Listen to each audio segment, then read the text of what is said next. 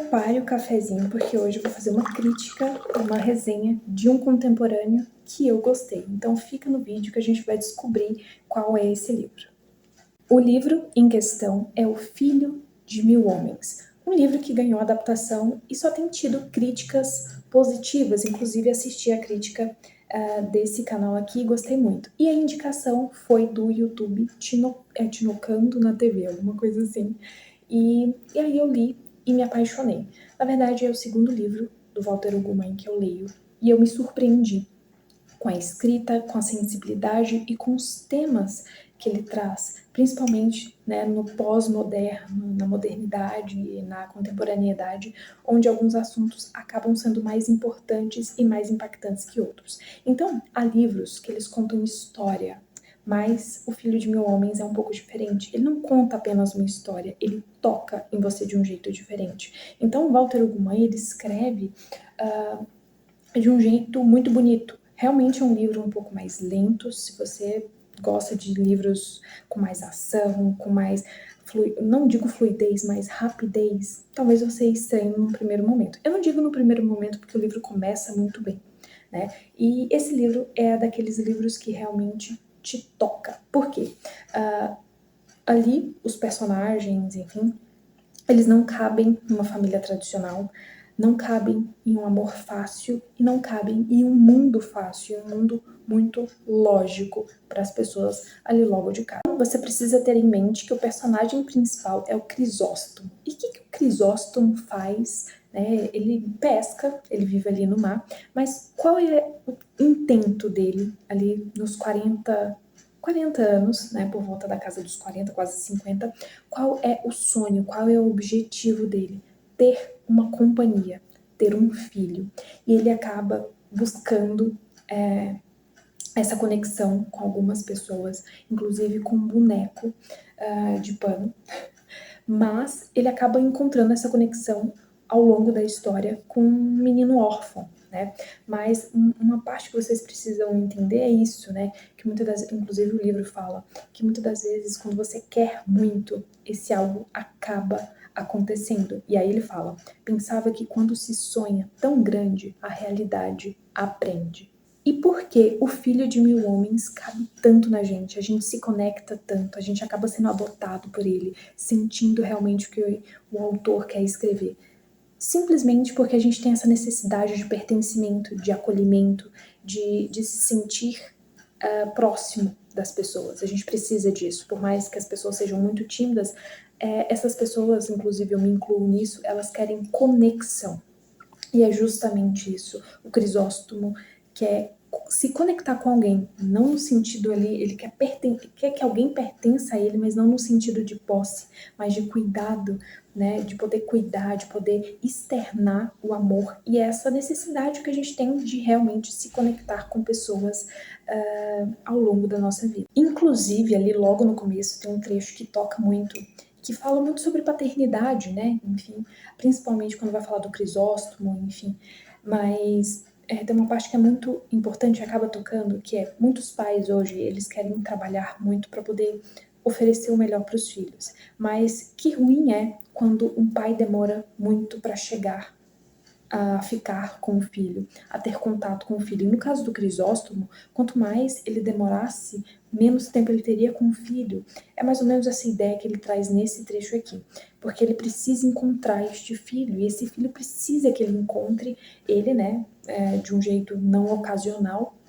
Ele não vai se casar, ele não vai ter um filho biológico, digamos assim, mas ele está procurando esse filho, então ele tem um certo desespero.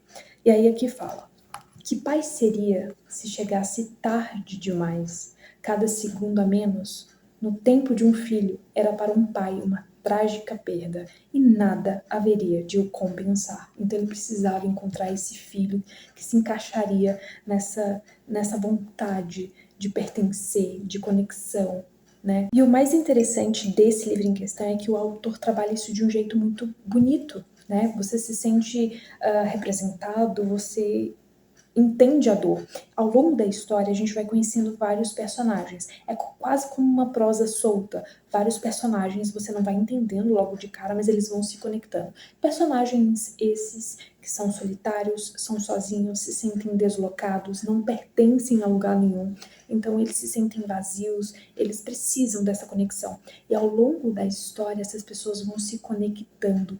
Você nem imagina, mas Crisóstomo vai se conectando com um menino que não tinha pais, porque perdeu os pais, por isso e por aquilo, e aí vai encontrando uma mãe de um jeito muito diferente do casar, do se apaixonar logo de cara pela pessoa. Então essas pessoas vão se encontrando ao longo da trama.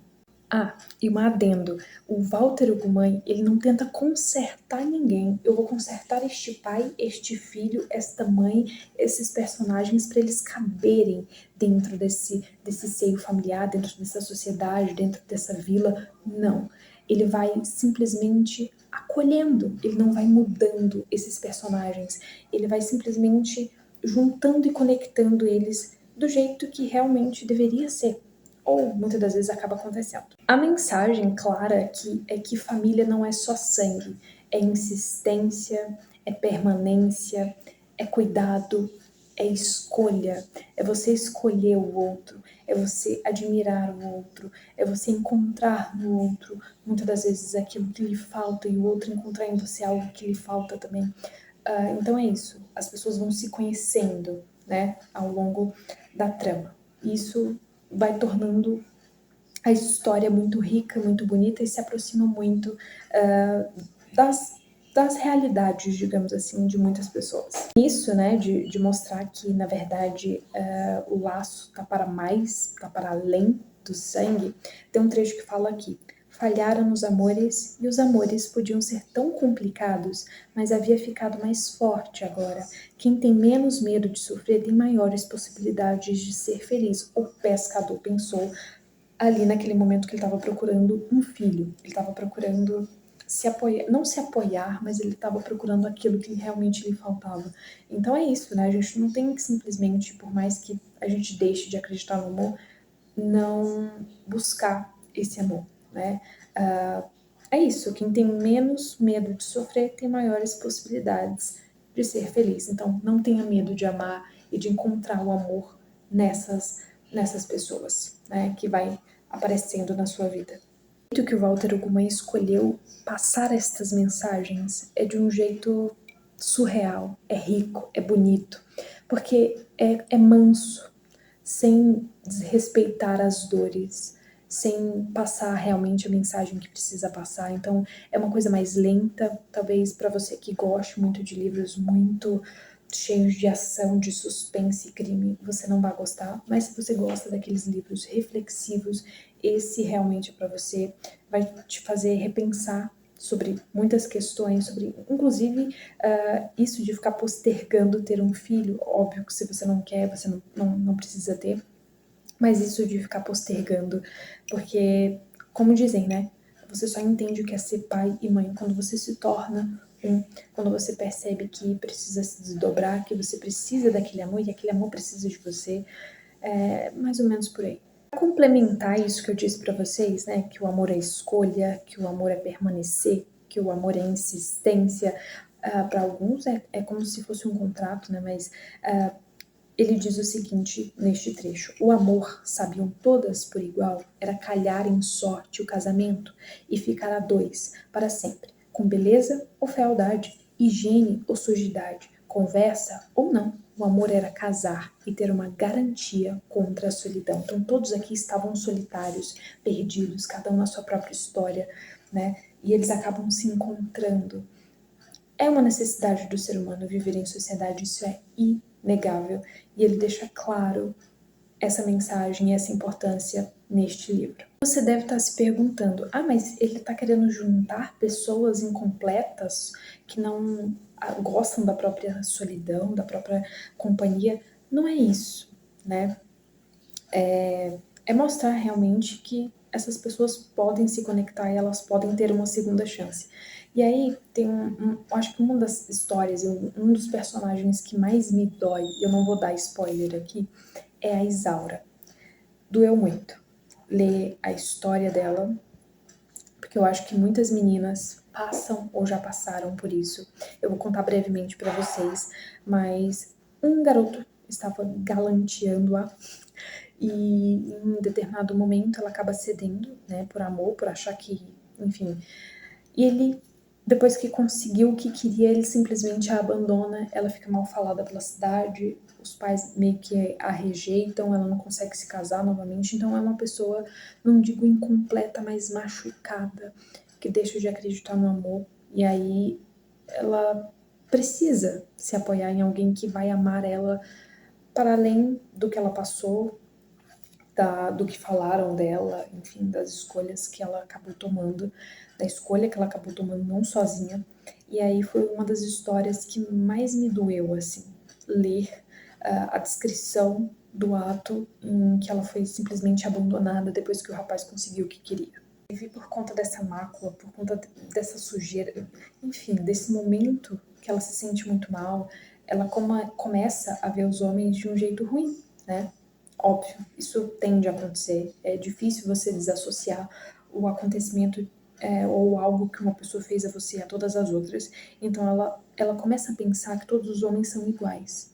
E o que há de diferente é a mulher. As mulheres, elas podem ser diferentes. Só para vocês, só abrindo aqui um questionamento que vai aparecer no livro e que você talvez vá refletir, caramba, ela tá falando mal dos homens, mas tentem relevar, porque o que ela passou é natural que ela sinta uma certa aversão aos homens, embora ela acabe precisando ou achando que precisa de um. E eu queria ler com vocês um dos trechos depois do acontecido, para vocês terem noção aqui da dor de um dos personagens, que é a Isaura, que foi um dos que mais me tocou, até mais do que o Crisóstomo, porque eu sou mulher e ela é mulher, enfim. Ela diz o seguinte: amanhecera vazia, sem ninguém, dentro de si mesma, e foi como se encheu com a ideia de afinal ser impossível esquecer o amor. Porque ela amava o rapaz, né?